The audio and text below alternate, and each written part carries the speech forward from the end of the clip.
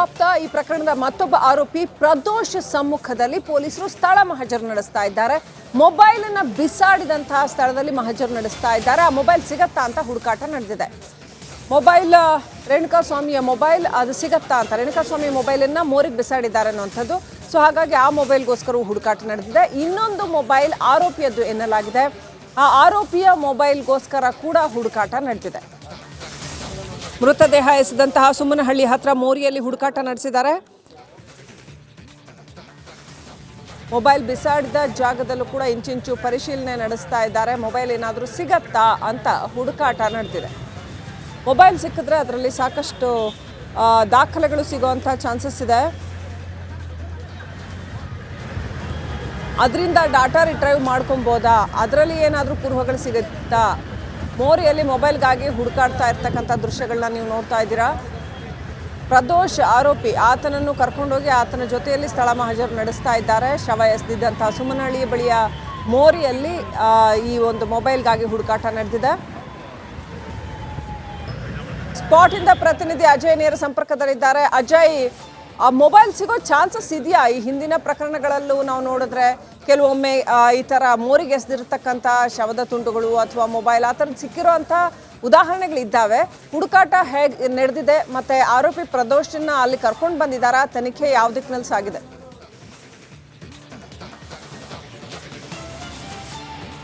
ಶ್ರೀಲಕ್ಷ್ಮಿ, ಈಗಾಗಲೇ ಏನು ಆರೋಪಿ ಪ್ರದೋಷ್ ಏನಿದ್ದಾನೆ ಆತ ಕೂಡ ಅಂದರೆ ಬಾಡಿಯನ್ನು ಡಿಸ್ಪೋಸ್ ಮಾಡುವಂಥ ಸಂದರ್ಭದಲ್ಲಿ ಆತ ಕೂಡ ಕಾರ್ನಲ್ಲಿ ಬಂದಿರ್ತಾನೆ. ಆ ಸಂದರ್ಭದಲ್ಲಿ ಏನು ಸಾಕ್ಷಿ ನಾಶ ಮಾಡಬೇಕಾಗತ್ತೆ, ಆ ಸಂದರ್ಭದಲ್ಲಿ ಕೂಡ ಆ ಮೊಬೈಲನ್ನು ಮೋರಿಗೆ ಎಸ್ತು ಹೋಗಿರ್ತಾರೆ. ಸೊ ಹೀಗಾಗಿ ತನಿಖೆಯಲ್ಲಿ ಕೂಡ ಅದು ಬೆಳಕಿಗೆ ಬಂದಿರುವಂಥದ್ದು. ಈಗ ನಾವು ಕೂಡ ಆ ಒಂದು ಘಟನಾ ಸ್ಥಳದಲ್ಲಿ ಕೂಡ ನೀವು ಅಬ್ಸರ್ವ್ ಮಾಡ್ತಾ ಇರ್ಬೋದು.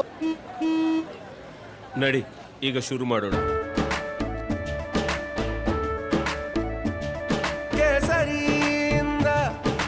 ಮನೋಲ್ಲಾಸ ಮನಸ್ಸು ಮತ್ತೇರಿ ಕುಣಿದಾಡಿದೆ ನೋಡು, ಮನಸ್ಸು ಮತ್ತೇರಿ ಕುಣಿದಾಡಿದೆ ನೋಡು. ಕ್ಷಣ ಕ್ಷಣವೂ ಆಚರಿಸಿ ಕೇಸರಿ ಹಬ್ಬ. ವಿಮಲ್ ಬಾಯಲ್ಲಿ ಹೇಳಿ ಕೇಸರಿ. ಅಂದರೆ ಈಗಾಗಲೇ ಏನು ACP ಚಂದನ್ ಅವರ ನೇತೃತ್ವದಲ್ಲಿ ಈಗಾಗಲೇ ಇಲ್ಲೊಂದು ತಂಡ ಕೂಡ ಬಂದಿರುವಂಥದ್ದು.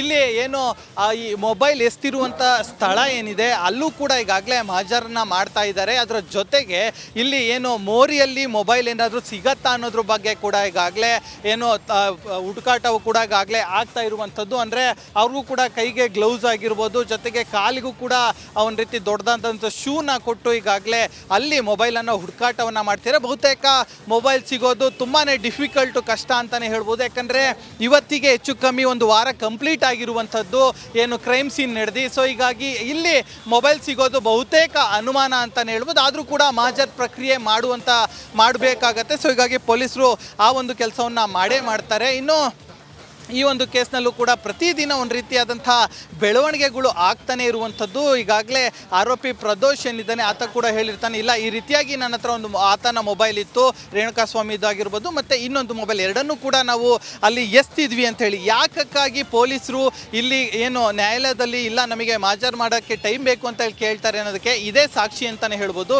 ಯಾಕಂದರೆ ಸಾಕಷ್ಟು ಒಂದು ರೀತಿ ಈ ರೀತಿಯಾದಂಥ ವಿಚಾರಗಳು ಕೂಡ ಏನು ಸಿಕ್ಕಿರಲ್ಲ. ಸೊ ಹೀಗಾಗಿ ಆ ಒಂದು ವಿಚಾರಕ್ಕೆ ಇಲ್ಲಿ ಇದಕ್ಕೆಲ್ಲ ಈ ರೀತಿಯಾದಂಥ ಒಂದು ಮಹಜರ್ ಮಾಡೋದಕ್ಕೂ ಕೂಡ ಟೈಮ್ ಹಿಡಿಯುತ್ತೆ. ಸೊ ಹೀಗಾಗಿ ಬಹುತೇಕ ಕಸ್ಟಡಿ ಕೇಳೋದು ಇದೇ ವಿಚಾರಕ್ಕೆ. ಯಾಕಂದರೆ ಪ್ರತಿದಿನ ಒಂದೊಂದು ಇನ್ಫಾರ್ಮೇಷನ್ಗಳು ಕೂಡ ಪೊಲೀಸರಿಗೆ ಬರ್ತಾ ಇರುತ್ತೆ, ಆರೋಪಿಗಳಿಂದ ಬಾಯಿ ಬಿಡಿಸ್ತಾ ಇರ್ತಾರೆ. ಇನ್ನು ACP ಚಂದನ್ ಕೂಡ ಈ ಒಂದು ಕೇಸ್ನಲ್ಲಿ ದೊಡ್ಡಂಥ ನಿರ್ಧಾರ ಮಾಡಿ ಅಂದರೆ ಸಾಕಷ್ಟು ಒಂದು ಒಳ್ಳೆ ರೀತಿಯಲ್ಲಿ ಕೂಡ ಈ ಒಂದು ಕೇಸ್ ಹೋಗೋದಕ್ಕೂ ಕೂಡ ಅವರು ಒಂದು ರೀತಿ ಕಾರಣ ಅಂತಲೇ ಹೇಳ್ಬೋದು. ಅವರ ನೇತೃತ್ವದಲ್ಲೂ ಕೂಡ ಈಗಾಗಲೇ ಮೊಬೈಲನ್ನು ಕೂಡ ಸರ್ಚ್ ಮಾಡ್ತಾ ಇದ್ದಾರೆ. ನೀವು ಕೂಡ ದೃಶ್ಯದ ಸಹ ನೋಡ್ಬೋದು. ಇದು ಒಂದು ರೀತಿಯಾದಂಥ ಮಹಜರು ಪ್ರಕ್ರಿಯೆ ಕೂಡ ಹೌದು. ಅವ್ರಿಗೂ ಕೂಡ ಒಂದು ರೀತಿ ಸೇಫ್ಟಿ ಮೆಷರ್ಗೋಸ್ಕರ ಅವ್ರಿಗೂ ಕೂಡ ಎಲ್ಲ ರೀತಿಯಾದಂಥ ಸೇಫ್ಟಿ ಮೆಷರನ್ನು ಕೂಡ ಕೊಟ್ಟಿರುವಂಥದ್ದು. ಏಣಿಗಳನ್ನ ಕೂಡ ಇಲ್ಲಿ ತಂದಿದ್ದಾರೆ. ಅದರ ಸಹಾಯದ ಮೂಲಕ ಇಲ್ಲಾಗಲೇ ಅಲ್ಲಿ ಅಂದರೆ ಆರೋಪಿ ಹೇಳುವಂಥ ಸ್ಥಳಗಳಲ್ಲಿ ನೀವು ಎಲ್ಲಿ ಎಸ್ತೋದ್ರಿ ಅಂದರೆ ಅವತ್ತು ರಾತ್ರಿ 1ರಿಂದ 1:30 ಅಷ್ಟೊತ್ತಿಗೆ ಇಲ್ಲಿ ಬಾಡಿ ಡಿಸ್ಪೋಸ್ ಆಗುತ್ತೆ. ಆತ ರೇಣುಕಾಸ್ವಾಮಿ 6ರಿಂದ 6:30 ಸುಮಾರಿಗೆ ಏನು ಆತ ಸಾವನ್ನಪ್ತಾನೆ. ಅಂದರೆ ಮಧ್ಯಾಹ್ನ 1 ಗಂಟೆಗೆ ಆತನ ಮೇಲೆ ಹಲ್ಲೆ ಸ್ಟಾರ್ಟ್ ಆಗುತ್ತೆ. 6:30 ಅಷ್ಟೊತ್ತಿಗೆ ಆತ ಡೆತ್ ಆಗ್ತಾನೆ.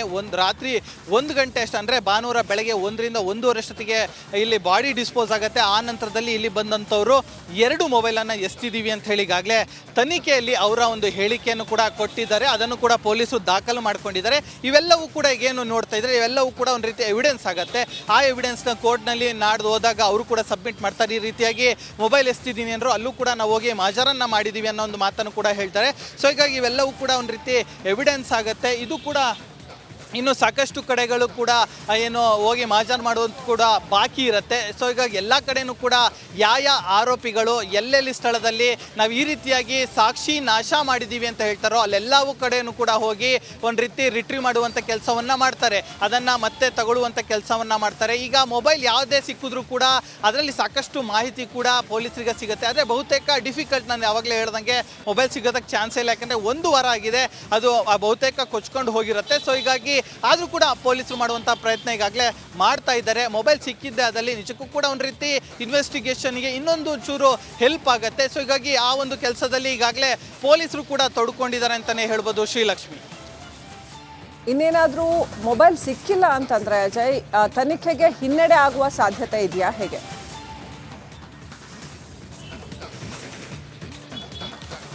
ಖಂಡಿತವಾಗ್ಲೂ ಆಗತ್ತೆ. ಯಾಕಂತಂದರೆ ಈಗಾಗಲೇ ಆರೋಪಿಗಳು ಹೇಳಿರುವಂಥ ಪ್ರಕಾರ 2 ಮೊಬೈಲನ್ನು ನಾವು ಎಸ್ತಿದ್ದೀವಿ. ಒಂದು ರೇಣುಕಾಸ್ವಾಮಿದು ಮತ್ತು ಇನ್ನೊಬ್ಬ ಆ ಒಂದು ಗ್ಯಾಂಗ್ನಲ್ಲಿ ಅವತ್ತು ಇದ್ದಂಥವನು. ಸೊ ಹೀಗಾಗಿ ಆ ಒಂದು 2 ಮೊಬೈಲನ್ನು ಕೂಡ ಎಸ್ತಿದ್ದಾರೆ ಸಾಕ್ಷಿ ನಾಶ ಮಾಡೋದಕ್ಕೆ. ಇದು ಕೂಡ ಒಂದು ರೀತಿ ಪೊಲೀಸರಿಗೆ ಒಂದು ರೀತಿ ಪ್ಲಸ್ ಆಗುತ್ತೆ, ಮೈನಸ್ ಆಗುತ್ತೆ ಅಂತಲೇ ಹೇಳ್ಬೋದು.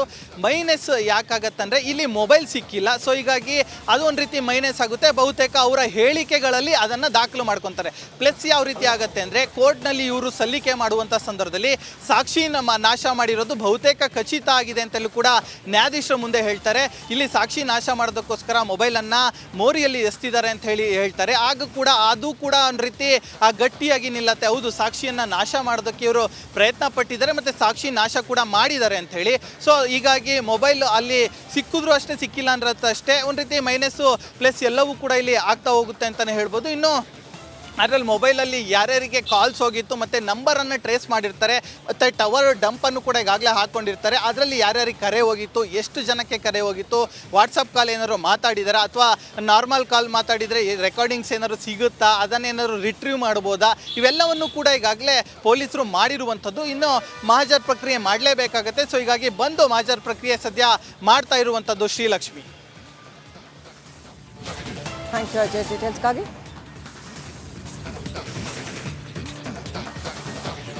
ಮೊಬೈಲ್ಗಾಗಿ ಹುಡುಕಾಟ ನಡೆಸ್ತಾ ಇರುವಂಥದ್ದು, ರಾಜಕಾಲುವೆಯಲ್ಲಿ ಶೋಧ ನಡೆಸ್ತಾ ಇದ್ದಾರೆ. ಈಗಾಗಲೇ ಆ ಘಟನೆ ನಡೆದು ಸಾಕಷ್ಟು ದಿನ ಆಗಿದೆ, ಆದ್ದರಿಂದ ಮೊಬೈಲ್ ಸಿಗೋ ಸಾಧ್ಯತೆಗಳು ಕಡಿಮೆ ಅಂತ ಹೇಳಲಾಗ್ತಾ ಇದೆ. ಎನಿವೆ, ಹುಡುಕಾಟ ಅಂತೂ ನಡೀತಾ ಇದೆ. ಸಿಕ್ಕಿದ್ರೆ ಅದು ಒಂದು ವೇಳೆ ಮಹತ್ವದ ಸಾಕ್ಷ್ಯವನ್ನು ಒದಗಿಸುತ್ತಾ ಕಾದು ನೋಡಬೇಕು.